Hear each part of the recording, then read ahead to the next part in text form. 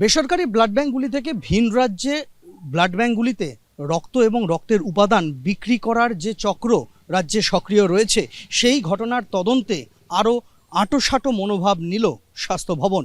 ইতিমধ্যেই দক্ষিণ কলকাতার যোধপুর পার্কের অশোক ব্লাড ব্যাংক কর্তৃপক্ষকে তলব করে রীতিমতো তাদেরকে নির্দেশ দেওয়া হলো যে যতক্ষণ না তদন্ত প্রক্রিয়া শেষ হচ্ছে ততক্ষণ কোনো রকমভাবেই রক্তদান শিবির থেকে রক্ত সংগ্রহ করা যাবে না ব্লাড ব্যাংকের জন্য। অর্থাৎ এক প্রকার বলা যেতে পারে যে ব্লাড ব্যাংকের যে দৈনন্দিন কর্মকাণ্ড তাতে কার্যত তালা পড়ে গেল স্বাস্থ্য ভবনের এই সিদ্ধান্তে। শুধুমাত্র তাই নয়, অশোক ব্লাড ব্যাংক কর্তৃপক্ষের কাছ থেকে যে নথি চাওয়া হয়েছিল স্বাস্থ্য ভবনের তরফে, সে নথি জমা পড়েছে স্বাস্থ্য ভবনে।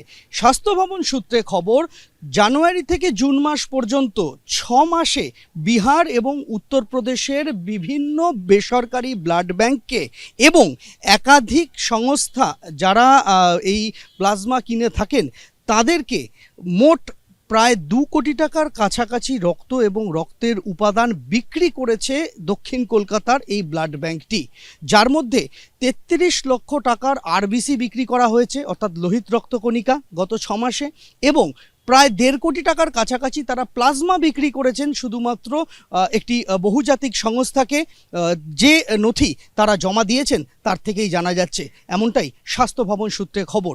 এর পাশাপাশি আরও বেশ কয়েকটি বেসরকারি ব্লাড ব্যাংক, তাদের ভূমিকা স্বাস্থ্য ভবনের স্ক্যানারে রয়েছে। ইতিমধ্যেই দক্ষিণ কলকাতার পদ্মপুকুর এলাকার যে বেসরকারি ব্লাড ব্যাংকের এই ধরনের কর্মকাণ্ড নিয়ে প্রশ্ন উঠেছিল, ভিন রাজ্যে প্রায় 6 কোটি টাকার কাছাকাছি রক্ত এবং রক্তের উপাদান বিক্রি করার অভিযোগ উঠেছিল, তাদের বিরুদ্ধে কলকাতা পুলিশে স্বাস্থ্য ভবনের তরফে লিখিত অভিযোগ দায়ের করা হয়েছে। একদিকে কলকাতা পুলিশ তদন্ত চালাচ্ছে, তার পাশাপাশি মথুরাপুর থানাতেও আরেকটি অভিযোগ জমা হয়েছে, যার ভিত্তিতে এফআইআর রুজু করে তদন্ত শুরু করেছে রাজ্য পুলিশও। অর্থাৎ একেবারে কোমর বেঁধে নামতে চাইছে স্বাস্থ্য ভবন এই রাজ্যের বিভিন্ন বেসরকারি ব্লাড ব্যাংক থেকে ভিন রাজ্যে রক্ত পাচারের তদন্তে।